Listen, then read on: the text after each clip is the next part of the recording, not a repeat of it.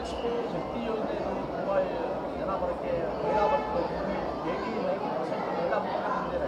ಈ ಬಗ್ಗೆ ನಿಮ್ಮ ರಿಯಾಕ್ಷನ್? ಭಾಳ ಸಂತೋಷ ಅನಿಸುತ್ತೆ.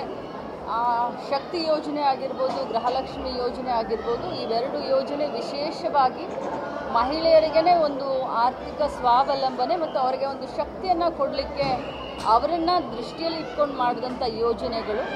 ಅವು ಇಷ್ಟೊಂದು ಜನರಿಗೆ ಉಪಯೋಗ ಆಗಿದ್ದಾವೆ, ಇಷ್ಟೊಂದು ಯಶಸ್ಸನ್ನು ಕಂಡಿದ್ದಾವೆ ಅಂತ ಹೇಳಿದ್ರೆ ನಿಜವಾಗ್ಲೂ ನಮಗೆ ಒಂಥರ ಎಲ್ಲೋ ಸ್ವಾರ್ಥಕತೆಯ ಭಾವನೆ ಬರುತ್ತೆ. ಮೇಡಮ್, ಈಗ ಗೃಹಲಕ್ಷ್ಮಿ ಏನಾರ ದೀಪಾವಳಿ ಇದಕ್ಕೆ 3 ದಿನದ ಹಿಂದೆ 3-4 ದಿನದ ಹಿಂದೆ ಗೃಹಲಕ್ಷ್ಮಿಯ ಜುಲೈ ತಿಂಗಳ ಹಣವನ್ನು ತಮ್ಮೆಲ್ಲರ ಮಾಧ್ಯಮದವರು ಇದ್ದೀರಾ, ಯಾಕಂದರೆ ಜುಲೈ ಆಗಸ್ಟ್ ಹಾಕಿರಲಿಲ್ಲ. ಜುಲೈ ಆಗಸ್ಟ್ ಸೆಪ್ಟೆಂಬರ್ ಆಗಸ್ಟ್ ತಿಂಗಳ ಹಣವನ್ನು ಜುಲೈ ಕ್ಲಿಯರ್ ಮಾಡಿದ್ದೀನಿ, ಆಗಸ್ಟ್ ತಿಂಗಳ ಹಣವನ್ನು 3-4 ದಿನದ ಹಿಂದೆ ಹಾಕಿದ್ದೀನಿ. ಇನ್ನೇನು 1 or 2 ಡೇಸ್ನಲ್ಲಿ ದೀಪಾವಳಿ ಮುಂಚಿತ ಅದು ಆಗಸ್ಟ್ ತಿಂಗಳ ಹಣ ಕ್ರೆಡಿಟ್ ಆಗುತ್ತೆ. ಸೆಪ್ಟೆಂಬರ್ 1 ಹಾಕಿದ್ರೆ ಕಂಪ್ಲೀಟ್. ತಮಗೆಲ್ಲ ಧನ್ಯವಾದ. ಗೃಹಲಕ್ಷ್ಮಿ ಶಕ್ತಿ ಯೋಜನೆ ತುಂಬ ಜನ ಬರೋಕ್ಕೆ ಮಹಿಳಾ ವರ್ಗದಲ್ಲಿ 80-90% ಮಹಿಳಾ ಮುಖಂಡರಿದ್ದಾರೆ. ಈ ಬಗ್ಗೆ ನಿಮ್ಮ ರಿಯಾಕ್ಷನ್? ಭಾಳ ಸಂತೋಷ ಅನಿಸುತ್ತೆ.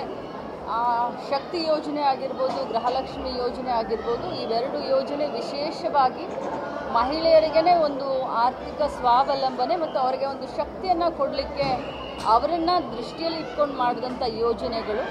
ಅವು ಇಷ್ಟೊಂದು ಜನರಿಗೆ ಉಪಯೋಗ ಆಗಿದ್ದಾವೆ, ಇಷ್ಟೊಂದು ಯಶಸ್ಸನ್ನು ಕಂಡಿದ್ದಾವೆ ಅಂತ ಹೇಳಿದ್ರೆ ನಿಜವಾಗ್ಲೂ ನಮಗೆ ಒಂಥರ ಎಲ್ಲೋ ಸ್ವಾರ್ಥಕತೆಯ ಭಾವನೆ ಬರುತ್ತೆ.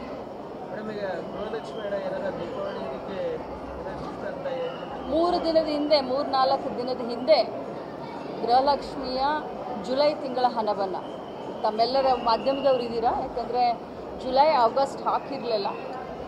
ಜುಲೈ ಆಗಸ್ಟ್ ಸೆಪ್ಟೆಂಬರ್ ಆಗಸ್ಟ್ ತಿಂಗಳ ಹಣವನ್ನು ಜುಲೈ ಕ್ಲಿಯರ್ ಮಾಡಿದ್ದೀನಿ, ಆಗಸ್ಟ್ ತಿಂಗಳ ಹಣವನ್ನು 3-4 ದಿನದ ಹಿಂದೆ ಹಾಕಿದ್ದೀನಿ. ಇನ್ನೇನು 1 or 2 ಡೇಸ್ನಲ್ಲಿ ದೀಪಾವಳಿ ಮುಂಚಿತ ಅದು ಆಗಸ್ಟ್ ತಿಂಗಳ ಹಣ ಕ್ರೆಡಿಟ್ ಆಗುತ್ತೆ. ಸೆಪ್ಟೆಂಬರ್ 1 ಹಾಕಿದ್ರೆ ಕಂಪ್ಲೀಟ್. ತಮಗೆಲ್ಲ ಧನ್ಯವಾದ.